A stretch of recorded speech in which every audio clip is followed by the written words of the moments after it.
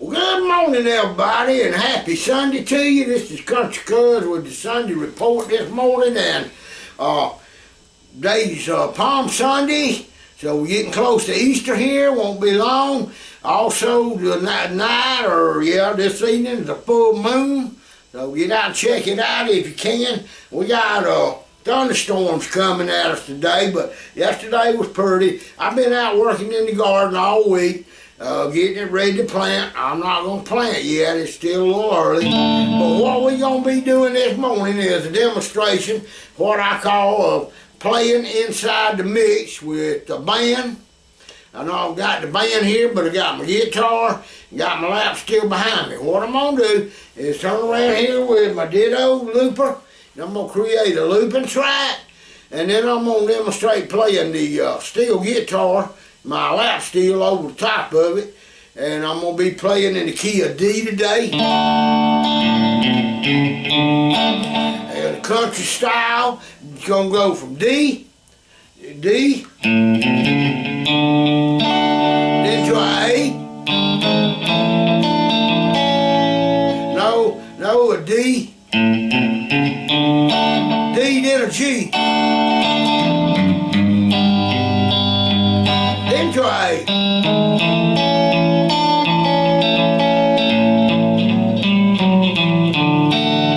But what I'm going to be talking about and demonstrating is how to keep your steel playing down in the mix. You don't want to blow out the band playing the steel. You want to just put some subtle, pretty chords and slide-ins and slide-outs in the song and let the band do the rest. And remember, anytime you're in a band and you're playing an instrument, your main number one job out there is to make your singer, whoever your singer is, you want to make him sound the best possible. And of course, all the band needs to be in time together and everything else. But the main thing is make that singer look good and y'all will look good. So with further ado, and I'll go ahead and probably play over the track either 2 or 3 times, we'll see, but I'm going to get ready to cut my looper on, and when you're using a looper, it's really important that you cut it on and off at the right time. If y'all need a lesson on that, let me know. I like to start off with just a single note, kind of ring it out, so you can get ready to pick. So here we go.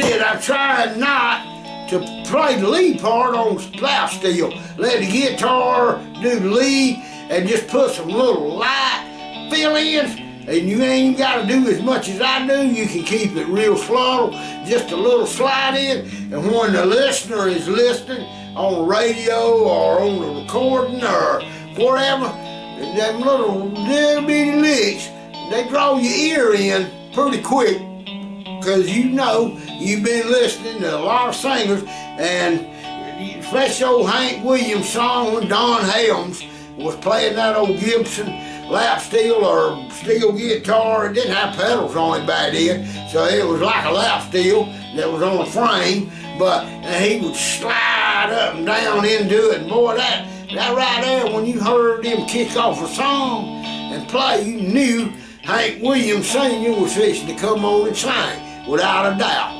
And just get your own style and practice it. Also, there was somebody, let me cut this down, well, no, I can't, let me cut it off. Alright. Somebody asked me this week, and I've gone on with this before, but they said they was getting a lot of buzz when they was going.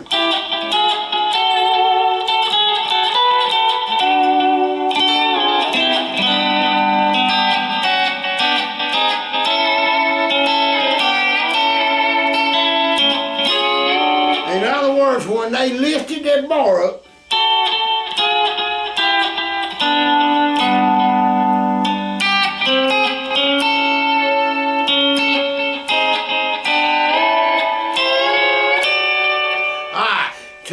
if you ain't got too deep of cuts on your nut and your bridge, because sometimes I had a guitar one time that the strings laid way down in the nut, and you could hit them open and it'd sound like this.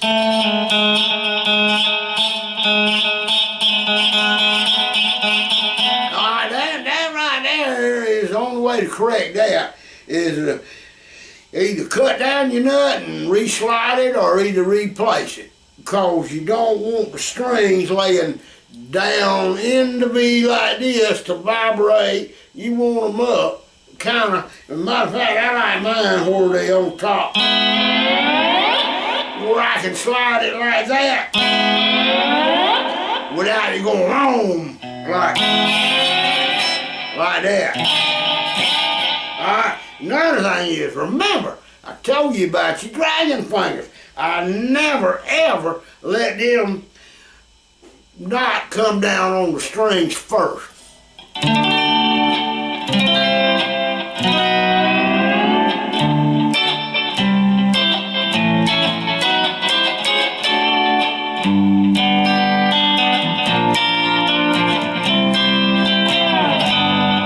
A good way to practice that is do what I just done.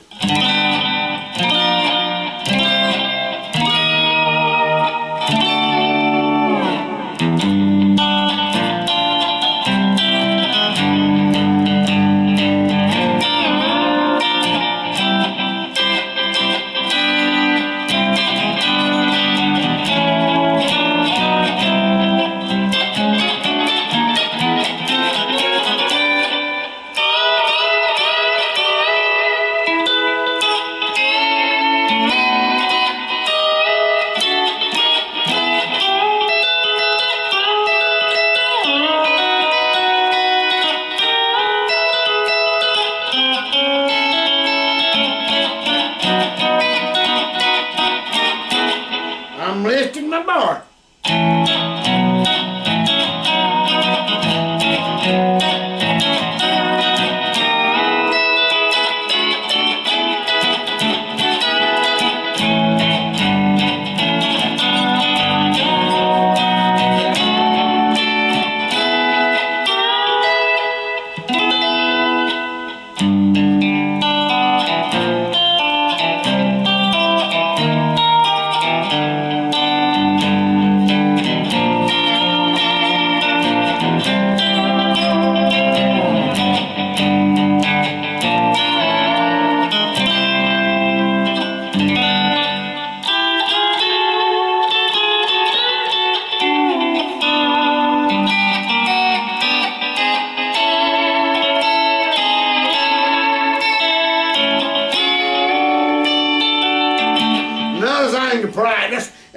It's simple. Go across one string at a time.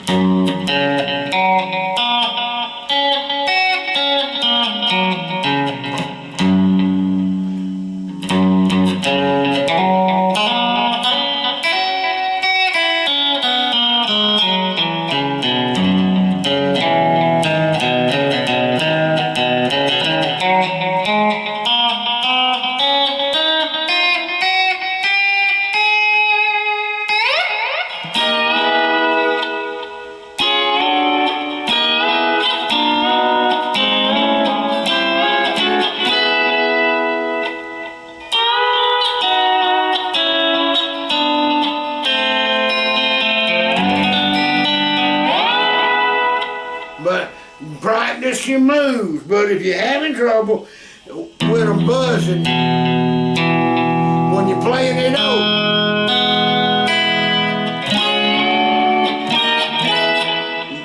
your technique ain't gonna fix that. You're gonna have to look at your nut up here at the top and your saddle back there. Make sure your strings are kind of sitting on top of them.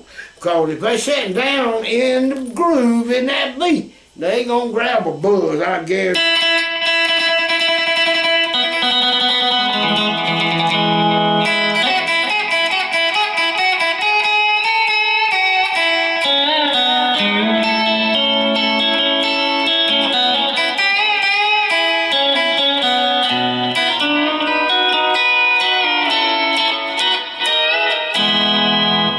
Practice and play around.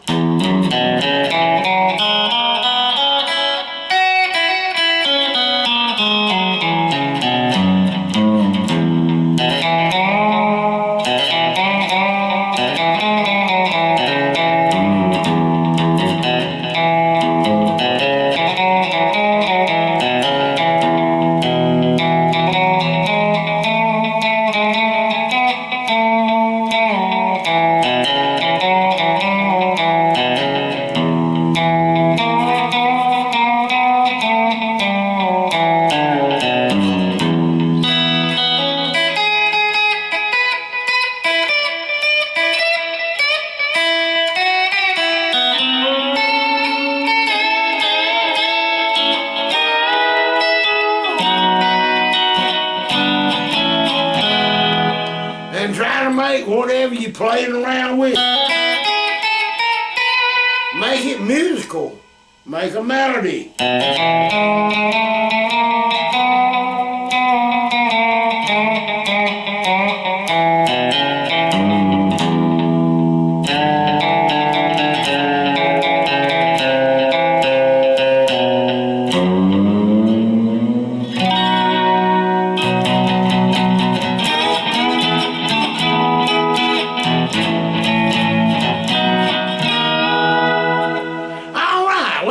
I'm gonna go get out there on this Palm Sunday and make garden plans. I planted lettuce yesterday.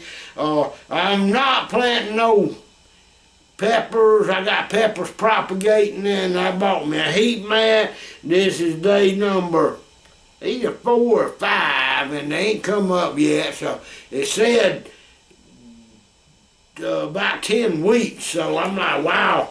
That's about normal time when it's summer, but still the heat mat I got, not 100% satisfied with it. Now I seen a guy that built a propagating box, and I'm gonna go look. I've got 2 old freezers out there in the barn I use for storage. One of them I store paint and polyurethane in, that way it don't freeze.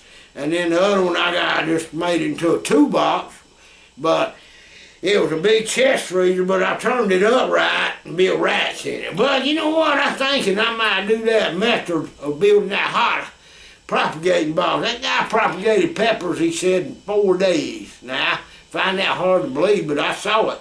Now, you know, you could make a video and say it was 4 days and be a month or a week. You don't know, but he put a crock pot full of water down in the bottom of it, and let that crock pot heat it up. I mean, it was like 90 degrees in there and like 95% moisture. Of course, everything in there was just dripping with water, soaking wet, which that's what you want, propagating seed. Of course, as soon as they come up, you need to get them out of there, and they need, when they come up, they need light, they need sunshine. And I like to keep mine outside in the day, let the wind move them around and make them strong, and then, by golly, if it's going to be cool at night, I put them back in the house, or maybe put them in the propagating box, you know, if I build one, and I'm going to go look into it today. Ain't nothing no better to do. It is coming up, dark clouds, we going to get rain, pretty good storms around dinner time today.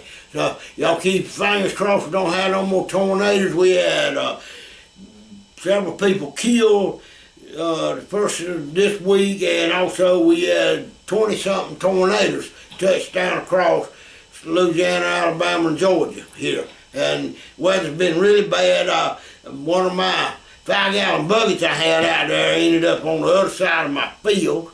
I went over there and got it. I found a nice plastic jug, about 2-gallon size, and who knows where it come from, but it was in the field too. Big old pretty jug, clear, and no dirt on it, so I got it. I figured that'd be good to tote water or put some pot soil in or whatever.